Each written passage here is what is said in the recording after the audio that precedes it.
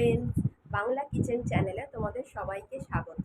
তো আজকে আরেকটা আমি ফার্স্ট ভিডিও নিয়ে তোমাদের সামনে চলে এলাম। তো যা গরম পড়েছে, এই গরমে আমি একটু ভাবলাম যে পেয়ারা আছে বাড়িতে, একটু পেয়ারা মাখা করা যাক। তো পেয়ারা মাখাটা আজকে আমি করব খুব সুন্দরভাবে, মানে খেতে একটু ঝাল ঝাল, একটু টক টক লাগবে। তো কীভাবে করি পুরো ভিডিওটা দেখতে থাকো, আশা করি তোমাদের খুব ভালো লাগবে।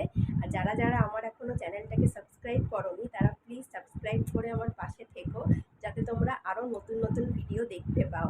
তো চলো, পেয়ারা মাখার জন্য কী কী ইনগ্রিডিয়েন্টস প্রথমে লাগবে আগে সেটা তোমাদেরকে দেখিয়ে দিই, তারপর রেসিপিটা শুরু করব। তো চলো দেখা যাক পেয়ারা মাখার জন্য কী কী লাগছে। ফার্স্টেই আমার লাগবে দুটো মিডিয়াম সাইজের পেয়ারা। দেখো, দুটো মিডিয়াম সাইজে, তোমরা আরও বেশিও নিতে পারো, কোনো অসুবিধা নেই। আর লাগবে শুকনো লঙ্কাকে আমি ভেজে গড়িয়ে নিয়েছি। লাগবে আমার একটু চিনি, খুব অল্প পরিমাণ চিনি লাগবে। আর লাগবে একটু বিট লবণ। তো এটা হচ্ছে মাস্টার্ড, এটা হচ্ছে কাসুন্দি।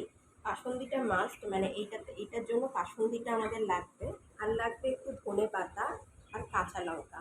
ধনে পাতা আর কাঁচা লঙ্কাটা আমি একসঙ্গে বেটে নেব। দেখো, এবার আমি 3টে পেয়ারাকে নিয়ে নিয়েছি। পেয়ারাগুলো ভালো করে আমি ধুয়ে নিয়েছি। এবার আমি এই পেয়ারাগুলো এই ডিশের ওপর রেখে কেটে নেব। যেহেতু এগুলো গাছ পাকা পেয়ারা নয়, গাছ পাকা পেয়ারা হলে আরও টেস্টটা বেশি সুন্দর, মানে খেতে আরও বেশি ভালো হয়, কিন্তু এই পেয়ারাও খেতে খুব সুস্বাদু হয়। এবার এগুলো একটু ডাঁশানো পেয়ারা, তো ডাঁশানো পেয়ারাতেই এই পেয়ারা মাখাটা খুব ভালো হবে।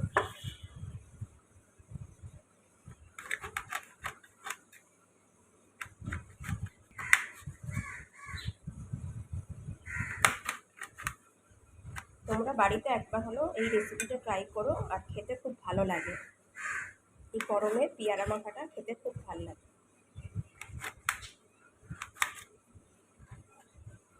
এবার এই পেয়ারাগুলোকে আমি স্লাইস করে কেটে নিয়েছি। এবার এই যে ধনে পাতার কাঁচা লঙ্কাটা আমি শিলনোড়ায় ভালো করে বেটে নিয়েছি, এটা আমি এর মধ্যে দিয়ে দিলাম। আর দিচ্ছি হচ্ছে বিট লবণ। বিট লবণ অল্প পরিমাণে আমি পেয়ারার মধ্যে ছড়িয়ে দিলাম।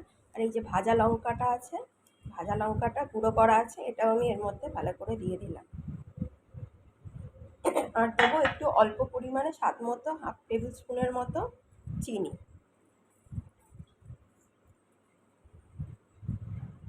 আর যেটা লাগবে এই রেসিপির, যেটা লাগবে সেটা হচ্ছে কাসুন্দি। কাসুন্দিটা মেন, কাসুন্দি না হলে এটা খেতে ভালো লাগে না। এই যে 1/2 টেবিল স্পুন বা 1 টেবিল স্পুনের মতো কাসুন্দিটা।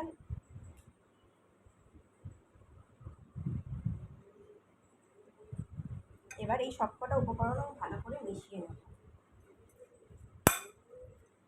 হাতেই মাখাতে হবে, কারণ না হলে এটা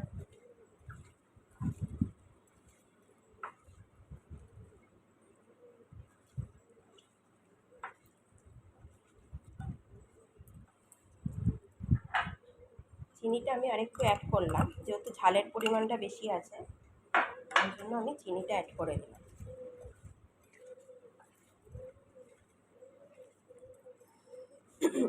এবার আমি দেখো ভালো করে একটু বিট লবণের সঙ্গে মাখিয়ে নিয়েছি। তো পেয়ারা মাখা আমার একদম রেডি।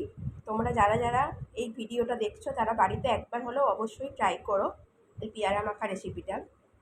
খেতে খুব সুস্বাদু হয়। আর যদি ভালো লাগে তাহলে একবার like, comment, share and subscribe করে দিও। আর যারা নতুন আমার চ্যানেলে তারা চ্যানেলটা প্লিজ সাবস্ক্রাইব করে বেল আইকনটা প্রেস করে দিও, যাতে ভিডিওটা পৌঁছায়। তো দেখো, আমার পেয়ারা মাখা পুরো রেডি।